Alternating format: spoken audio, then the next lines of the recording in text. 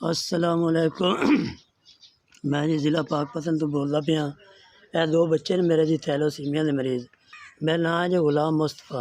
दो बच्चे जी थैलोसीमिया के मरीज़ हैं। मैं मजदूर बंदा, 4000 रुपये मेरी तनख्वाह है। तो इन्होंने बच्चों 8वें दे जी 8000 का ब्लड लग जाता है। तो बहुत मैं गरीब माड़ा बंदा, तो मैं इन्हों का इलाज नहीं करा सकता। मैं जी इन्होंने बावलपुर भी लै गया बच्चों, आ रिपोर्टां ने मेरे को। साहिवाल भी लै गया अली जे फंडिशन वाले को, उत्थे जी भी फ्री लैंदा इलाज कोई नहीं। लाहौर भी लै गया, कोई हल ही नहीं निकला। गरीब बंदा मैं, कोई चीज़ वेच तो आ मेडिसन मैं ली है जी 11,000 की एक डब्बी है, एक किसी बिरा लै दी है। वो इन्होंने मैं दवाई भी देनी है जी, तो नाल इन्होंने ब्लड भी लवाने 8वें दे है जी। इन्होंने बच्चों की दवाई 11,000 की एक डब्बी है। मेरे को एक बकरी आई, वो वेच तो मैं जी एक ली, तो एक किसी दोस्त बिरा को उधारे पैसे लै ते ये मेडिसन मैं इन्हों की रसीद है।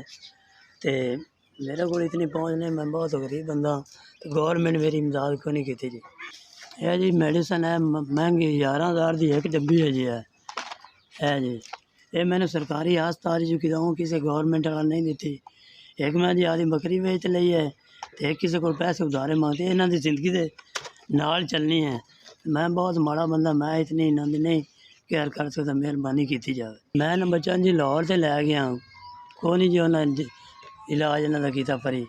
ब्लड भी इन्होंने लवाना पौंदा, तो गोलियां भी इन्हों की जिंदगी के नाल चलनियां। तो मैं बहुत माड़ा बंदा, मैं इतना नहीं कर सकता, ज़्यादा मेहरबानी की जाए। SVS 15,000 रुपया मिल गया जी।